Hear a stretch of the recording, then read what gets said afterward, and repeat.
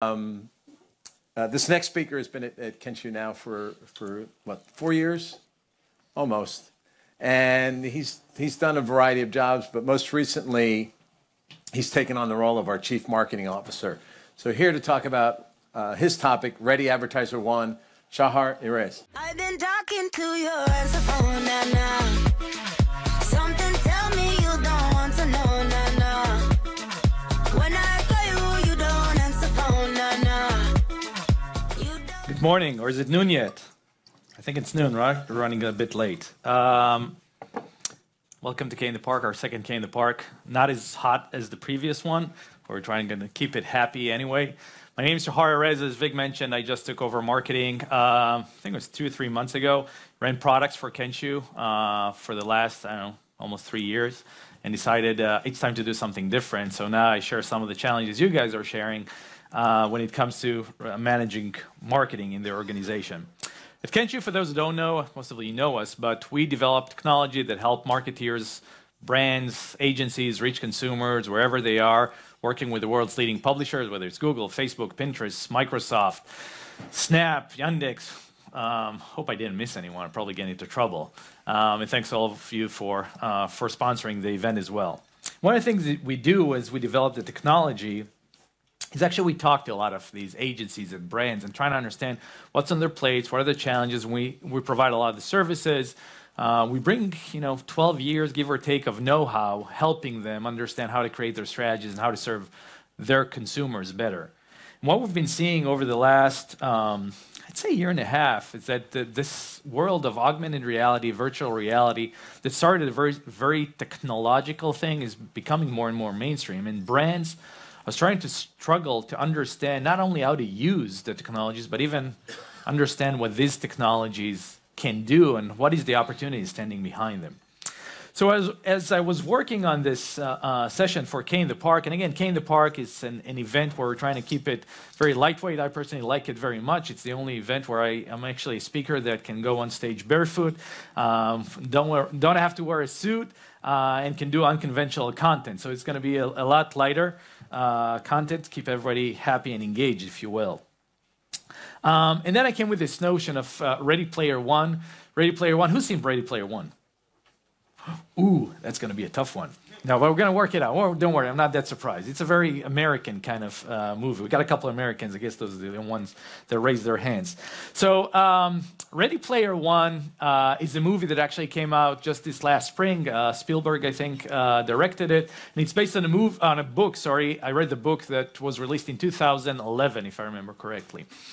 The premise of the book happens in the year 2045. It's not that far anymore, where the world is an ugly place, lacking resources, overcrowded, people are unemployed, there's nothing really to do. The only escape people have is a place called the Oasis. The Oasis is a virtual reality space, I would say, that started as a game and completely turned into worlds where people spend most of their time. This is where people interact, engage. Some of them are actually working the Oasis. They spend most of their time there. The plot of the story speaks of a young hacker called Wade that's competing for the greatest prize ever, whatever grand prize. In order to win the prize, he needs to go through a series of challenges that have to do with 80s video games, TV shows, and movies. And he's doing that while battling a world's telco trying to take over the internet. Almost familiar, it's not that far away. For those of you who haven't seen it, let's take a quick view of the actual life and death stuff. The Oasis, the world's most important economic resource. It's nothing less than a war for control of the future.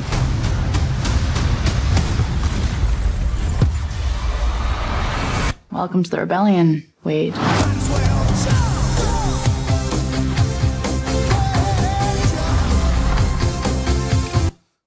Nothing like a bit of jump by Van Halen to get the energies going. So the rebellion has started. You might have not seen it. The reality is that maybe, I'm not sure we're seeing the same slides, actually. We're not seeing any slides. I'm the only one seeing slides. Are you seeing anything? Oh, it was just dark for me. Sorry. Yeah. So the rebellion has started, and while visors and goggles and haptic bodysuits are not yet in every household, reality is that VR and AR are making their way into mainstream. And they provide a new opportunity to engage with the audience and with the brands that we want to engage with. And it's a focus area for a lot of brands, but more than that, at this point still, a lot of leading technology companies are investing a lot of time and resources in developing this technology and making sure it does become mainstream. And it's a great time for brands and marketeers to start thinking about how to use AR, start practicing, building the experience to understand what are the opportunities that are in front of you to engage. Why is it important now? Because that's where your consumers are heading. Your consumers are going to be using more and more AR and VR over the next several years. Here's a quick example. This is from Apple's Developers Conference. This is AR Kit 2 by Apple, going to be part of iOS 12. iOS 12 is now in beta. It's going to be available to all of you in September to use and develop new AR capabilities and applications. It's the first time that Apple is taking on a step forward. It's beyond taking augmented reality from the camera and filters and actually created augmented reality capabilities to use all of the iPhone sensors, location, angles, things like that, taking it a step further, actually sharing multiple devices, creating joint augmented reality worlds. Very powerful.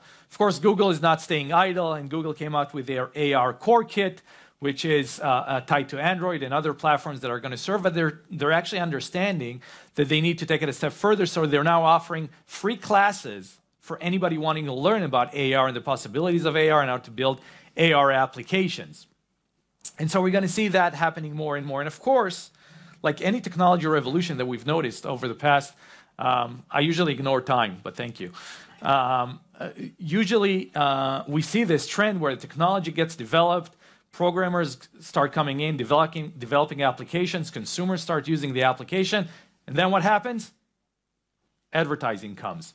And so don't be surprised when advertising comes to AR and VR. In fact, this is a patent registered for Google from 2014, 4.5 years ago. And if you read the top right corner, personal augmented reality advertising being approved 4.5 years ago. If you read the entire patent approved, this was filed in 2007 by Nokia. So the technology companies and the brands are already thinking for a while on how to get advertising into augmented reality. And the spend is not falling behind. You can see some of the spend trend on augmented reality advertising doubling or more every year. And this trend is not about to slow down. Now, one of the examples or the thought processes, this is not your usual advertising that we've seen today. It's not about simplified messaging. Oath has ran an experiment with, I believe it was Home Depot and Pottery Barn around augmented reality advertising. One of the outcomes was that augmented reality engages audiences using products and brand about 2 minutes per engagement, while regular advertising is about 13 seconds. So it's about 8 to 10 times more engaging using advertising in an augmented reality environment. In order to take advantage of this, we need to think differently. Because the ultimate goal for us is to create that engagement with the consumers. And there's no better example of creating an engaging experience than events. Events are a great example where brands engage with their audiences. You take your audience out of their day-to-day routine, you book a venue, you bring people over, you book a rock band, get something special, and that creates a memorable experience. And memorable experience is something you take with you for a while, like we're doing here. We took an island. And so how do you get people to engage with you in a different, meaningful manner? And the reality is that creating these events are great, but it's very, very complicated. You got to take the place, you got to make sure that you get the people to arrive, you got to get transportation, you got to hope the weather works for us twice on a row, in the park, as Michelle told me earlier. Probably next year is going to pour rain. And so you got to get lucky. What augmented reality and virtual reality actually offers to us is take those events and bring them to the audience where they are, wherever they are, and create those memorable experiences with them at the moment they're ready to accept it. In order to create a memorable experience, there's actually 3 things that you need to get to. A, you need to create your marketing teams to think differently. They need to go beyond what they've been accustomed to for the past several years. You know, building your website, your e-commerce, your shopping cart, making sure it's well SEO'd, nothing gets left behind in your shopping cart. And if it gets left behind, we're going to chase you until you actually convert. We've mastered online advertising, search, SEM, social, e-com, video advertising. We got all that together. We even mastered customer experience. Customer experience, we've learned to listen to feedback, listen to organic media, what the audience thinks about us. Augmented reality opens the possibility of taking it all together and taking it to the next level of what I call in-world empathy. It's about reaching your audiences when they're ready. And what does it mean to create that experience? A, you got to get the audience to participate. A memorable experience gets the audience to be part of what is happening, not just a spectator, but take an active role. Take an example, World Cup happening now. I'm not a football fan. I'm sorry, I know I'm disappointing people, but I'm not a big football fan. And when I watch the World Cup, I don't really care who wins. And so I don't even remember who won when. I'm sure for some of you it's completely different. When you watch England playing, everybody remembers where they were when England made it to the quarterfinals. Number two, you need to create an experience that's shareable. When people share experiences together with peers, with colleagues, through different mediums, it amplifies the experience and makes it last. And last, the experience needs to be fun. As I was thinking about it, you know, yes, in advertising, we want things to be fun. We don't want our audience to be sad by the things we're saying. But really, it doesn't have to be fun. It needs to trigger an emotion. When an emotion is triggered, it's an experience that lasts. We're all people. We don't like to be talked to as someone trying to sell us. What we want to do is we want to create some emotion on the other side, because emotions last far longer than a brain signal about buying something.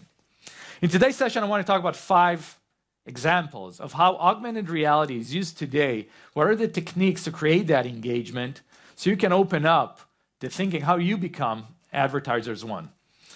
Let's get started. The first one is the camera, or the ubiquitous camera. We all have it on our phone. Who doesn't have a camera on his phone? We got one. We need, no. Okay. The ubiquitous camera, everyone has it. And the camera today, it's the best AR tool that you have. Powerful camera, high-resolution screen, powerful software, always-on connectivity. You can always create anything you want. There isn't another company that typifies the changes that we've seen in the camera than Snap. Snap started off, this just 4 years ago, as the company that makes your photos disappear from your phone. Remember that? I see some smiles. People are kind of considering, I'm so happy that experience that I had disappeared from my phone. But that's no longer how Snap positions themselves. They're a camera company now. Not the camera that we used to think about, but a camera that creates a whole new experience. They just released a new video positioning the company to what they want to become. Let's take a quick view. It's a camera that adds magic to your yard and makes early mornings a little more fun. It brings your best friend with you anywhere you go and comes with your very own mini-me. It's a camera with a map, so you can travel the world on your morning commute. It can lead to adventure and help get you there. So these filters, or these type of opportunities to engage with your consumers through a very popular device and application are there. But let's take an example of a company that actually took advantage of these filters. This is a campaign that was ran by Taco Bell about 2 years ago, I think.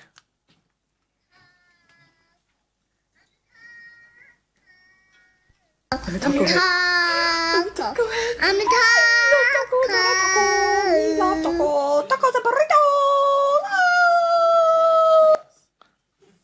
Taco tacorito. Yeah, so Taco Bell created this filter for Cinco de Mayo in 2016. It became very, very popular. And you know, it's amazing to see how a brand is willing to engage with the customers, not on the website or application, but actually reach out to the consumers where they are and create an experience that's shareable, that's fun, sharing the ridiculousness, the fun, the silliness of this thing. And actually, this campaign was so successful that after it was launched, again, it was May 2016, these filters had 224 million views in a single day. A single day, 224 million views. That's a huge number. And again, after seeing this, I could see tacos everywhere, and then all you could think about is eating tacos. At some point, you couldn't see tacos anymore. You had enough with them. But here's the first example. Let's talk about the next one. And the next one is really around voice. Our eyes are not the only ones that can use augmented reality. We've all started seeing where voice is. Sorry, this is an example by Facebook. This is how we did it in the movie. It's just this easy. This is another example by Facebook using augmented reality in the lens. Obviously, Facebook is investing a lot in creating augmented reality just as much. This is fun. You can always wrap a video with Gal Gadot. It's always a fun one.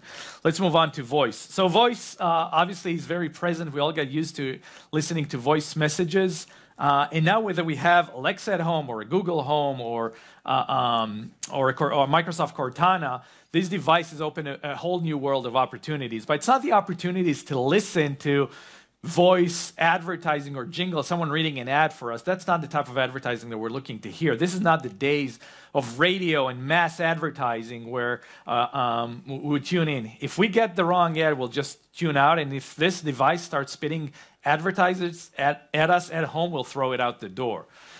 Here's an example of a company that thought outside the box, and it's Nestle. Nestle's developed a new technology, or I think they call it a skill, and that skill is called goodness. Good Nestle, which is really around connecting or augmenting you in your kitchen. You can speak to your Alexa device. They developed it with Amazon. You can speak to your Alexa device, consult Alexa around which recipe you want to prepare tonight, and the recipe you'll select will play on your tablet device sitting in your kitchen, visualizing for you the steps that you want to take in order to cook that meal. Let's take a quick view. Alexa, open Goodness. Welcome to Goodness. We are proud to introduce the Goodness Amazon Alexa skill, where you can find and prepare easy, delicious recipes step by step. Using your voice and seeing the helpful guide on your tablet, you can get recipes for main dishes, desserts, and more. What a great idea by Nestle. Think about what they've done here, right? They're present there when you need them. They're not trying to pull you into their store, their apps, their website. Where you are, whenever you are, when you need Nestle to help you make a decision or cook something, we're always there, sitting at your table, waiting for you to call us, strengthening the Nestle brand and values that they want to bring to the table. So it's a great example of how augmenting and advertising or engaging with the audience, not in a very straightforward, hey, here's an ad for you. Let's go to number 3. And number 3 is kind of what I call installations. I mean, it's not only our eyes and ear. We're seeing augmented reality making its way into other areas as well, such as trade shows as an example. We all go to trade shows. We all find them boring at times, going from booth to booth. Everyone's trying to avoid walking into the booth, not to get locked in by people trying to sell you stuff. And augmented reality offers a new experience to generate that engagement with the audience coming to your events. Let's take a look.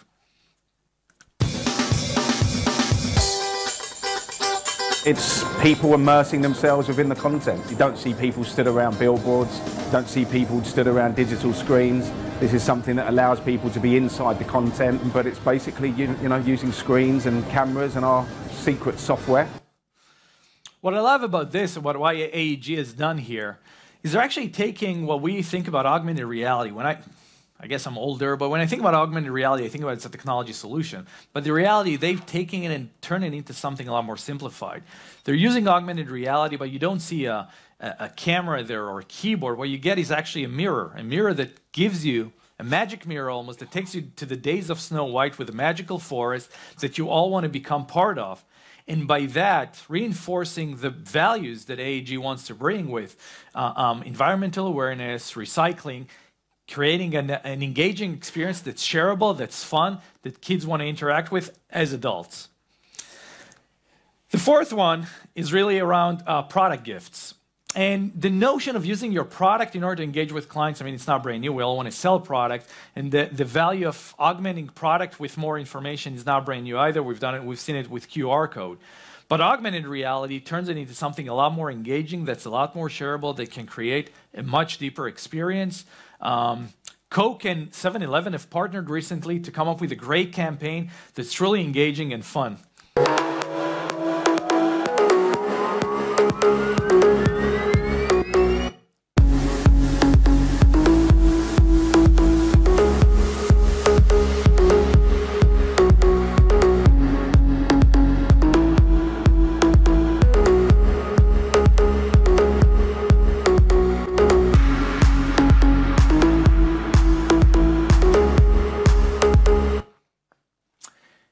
Indeed, a great campaign. And again, you get the audience to participate, you get them to share, and you get them to have fun while doing it. It's a great campaign because if you think about it, all we ask you to do is to engage with our product. And the reward, you get to be a rock star.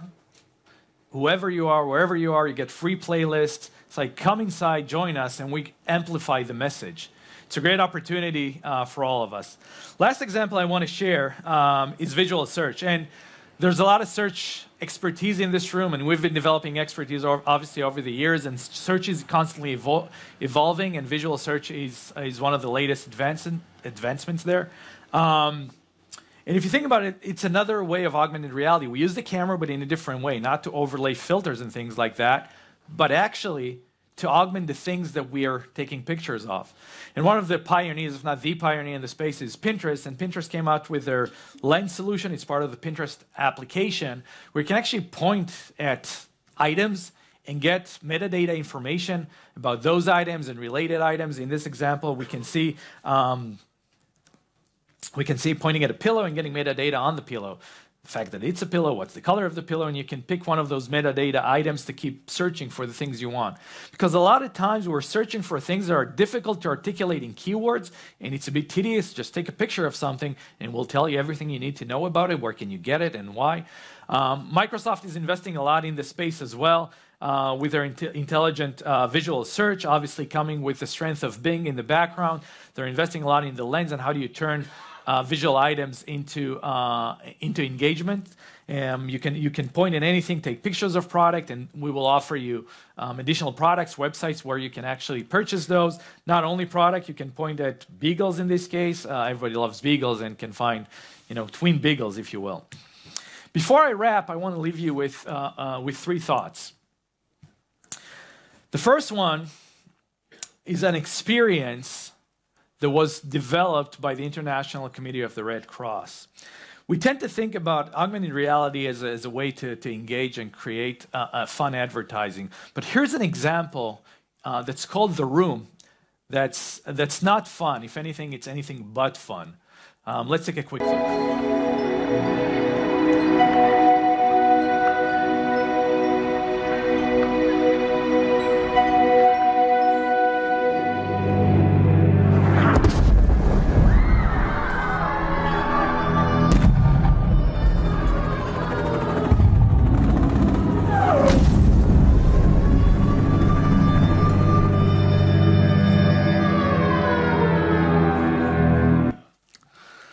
Yeah, definitely not fun. This was an experience, as I said, developed by the International Committee of the Red Cross. And what they're trying to convey there is the impact 4 years of living in a war zone feel like. It's done from the eyes of a little girl living in a war zone. And you can follow her, see how she's doing, her health, her moral, her communication skills over the years, and really get the impact, as much as you'd like to get the impact, of living in a war zone. And if you think about it, AR is the first time we can actually convey these type of message. No actors or video recording or blasted news snippets can get you into that experience like AR is offering. And the same thing applies when we think about engaging audiences. The next one is actually an installation up in Athens. I think it's going to be up there until July 2018, so I think you have until the end of the month. All we have is words. All we have is worlds. What it comes to convey is the difference that one letter can make on how we think about things. As marketeers, we usually think about the messaging, the video, the images, really kind of words, if you will, just putting the blank thing out there. But what we really need to think about is being invited to think deeper than the blank message.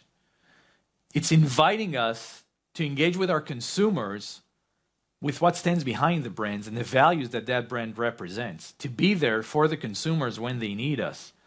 The values of the brands are meaningful. I know we at Kenshoo take it very seriously, and we hold ourselves accountable to the values that we provide, and so should brands. Invite your consumers in. It's not just about having another jingle or a message or a blunt thing. It's really what stands behind. Why do you want to become part of what it is we're doing?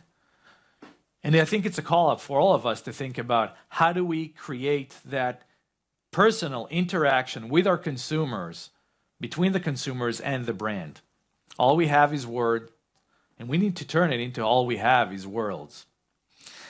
And last one, because we need to finish on a high note after the room and this heavy stuff, let's finish on a high note with another clip from Ready Player One. A whole virtual universe.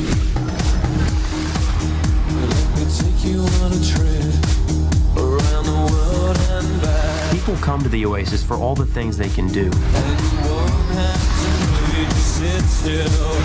But they stay because of all the things they can be. What a strong message, right? People come to the Oasis for all the things they can do, but they stay for all the things they can be. People interact with brands for all the things they need or need to do. They will stick around if you open it up for them to interact with you, to engage, to interact with other peers, to become things that they want to be. Not just about finishing a task or buying a product, but actually become part of your ecosystem. And these technologies and these capabilities are now available for all of us to think. So, Advertisers One ready? Thank you very much.